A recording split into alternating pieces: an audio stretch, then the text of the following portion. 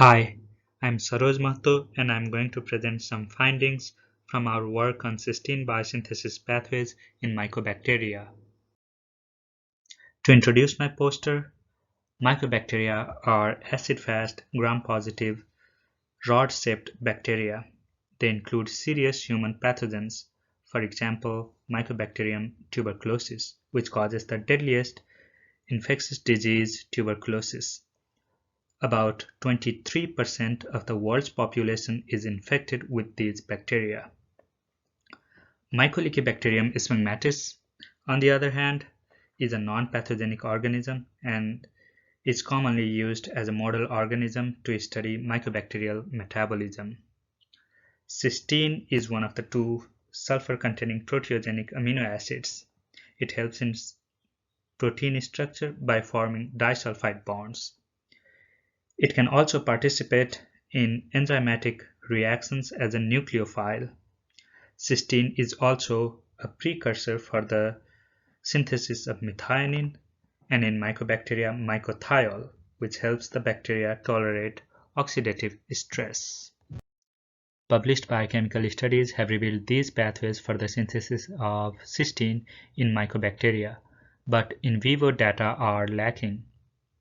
This pathway over here utilizes organic compounds as sulfur donors for the synthesis of cysteine, but my focus was on de novo cysteine biosynthesis pathways, one of which utilizes CysK1 as the cysteine synthase and sulfur in the form of sulfide. The gene for CysK1 is present in the M.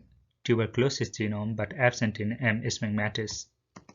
The second pathway is catalyzed by CysK2.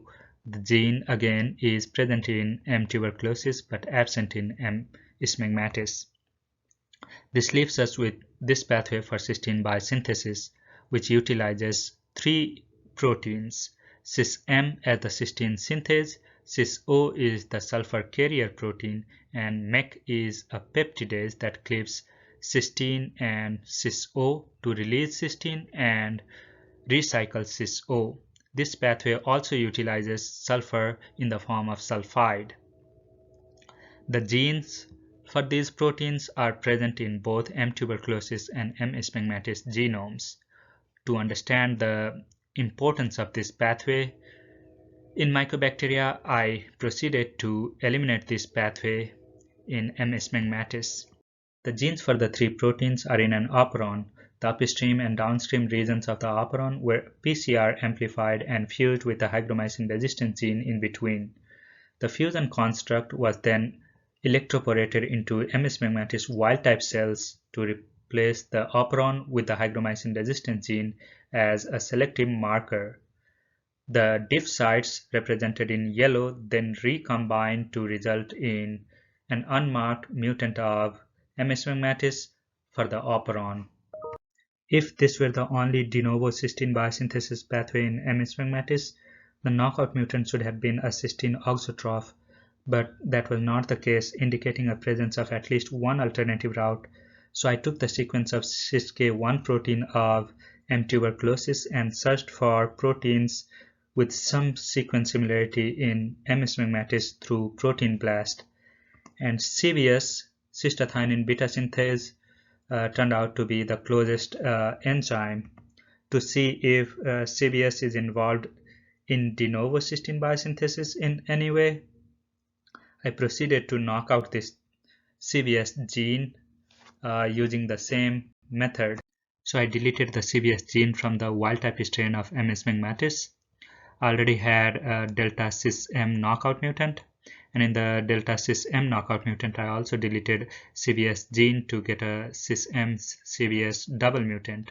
The double mutant turned out to be a cysteine auxotroph. To complement for the missing operon, I cloned the operon into a PZV53 vector plasmid and transformed the CysM single mutant and the CysM CBS double mutant with this plasmid. Similarly, I cloned the CBS gene in this vector plasmid and transformed the CBS single mutant and the delta CysM CBS double mutant with this plasmid. After the knockout mutations and the complementations, these are the strains that we had. The wild-type strain of M. smegmatis, CysM single mutant, CBS single mutant, CysM CBS double mutant, CysM single mutant and the double mutant complemented with the CysM operon, CBS single mutant and the double mutant complemented with the CBS gene. The CysM CBS double mutant was a cysteine auxotroph. It could not grow in a minimal medium with inorganic sulfur compounds as the sole sulfur sources. But if we provide cysteine as the sole sulfur source in that medium, this strain should be able to grow. In fact, all the strains should be able to grow in that medium. And that's what we observed. All the strains are able to grow in the minimal medium with cysteine as the sole sulfur source.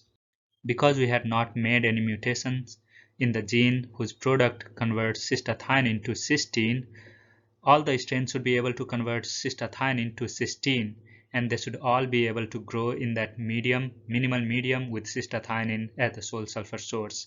And that's what we observe. All the strains grow as expected. With homocysteine as the sole sulfur source in the M9 minimal medium, the CysM single mutant should be able to convert homocysteine to cystathionine by the CBS catalyzed reaction and then convert cystathionine to cysteine and thus grow in that medium. Similarly, the CBS single mutant may be able to break down homocysteine to salvage sulfur for the CysM pathway to utilize for the synthesis of cysteine. Thus, the CBS single mutant should also be able to grow in that medium. However, the double mutant does not have a way to convert homocysteine to cysteine. Therefore, the double mutant should not be able to grow in this medium, and that's what we observed. The double mutant does not grow in this medium, but all the other strains grow as expected.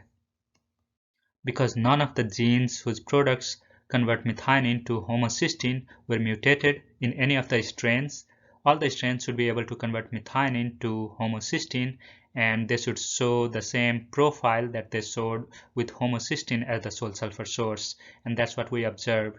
The double mutant does not grow in this medium, but all the other strains grow as expected, and this is consistent with the previous observation with homocysteine as the sole sulfur source.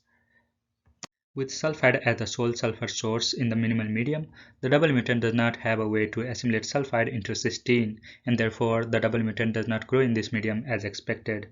As discussed earlier, sulfide is the sulfur source for the CysM pathway, and therefore the CBS single mutant can utilize CysM pathway for the synthesis of cysteine, and they can grow in this medium, and they do as expected, the CBS single mutant.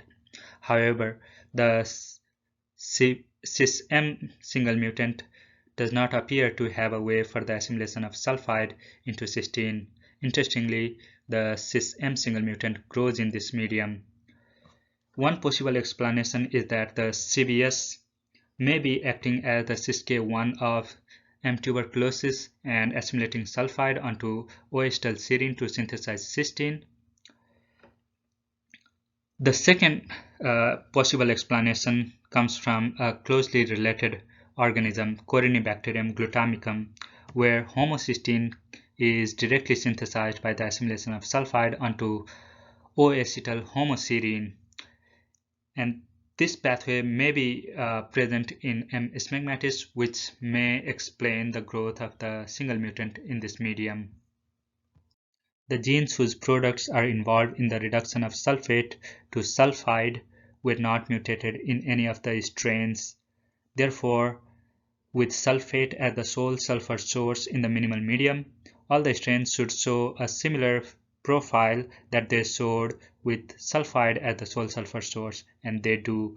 The double mutant does not grow in this medium, and all the other strains grow in this medium, which is consistent with the previous observation. Based on the observations with the growth curves of different strains in different media, this is a revised scheme for the predicted biosynthetic pathways of cysteine in M. smegmatis.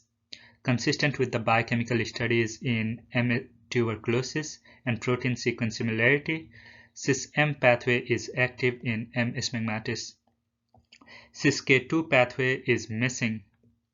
CBS is involved in the de novo biosynthesis of cysteine either as a cysteine synthase or as a part of the series of reactions after the direct assimilation of sulfide into homocysteine.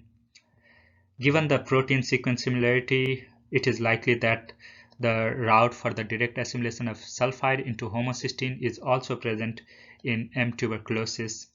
If verified to be true, this will be the fourth de novo cysteine biosynthesis pathway in the pathogen M. tuberculosis. What I would also like to add is that M. tuberculosis with a relatively small genome has dedicated more genes for cysteine biosynthesis. If we are to defeat this enemy of ours which kills over 1 million people every year, we should also take cysteine seriously.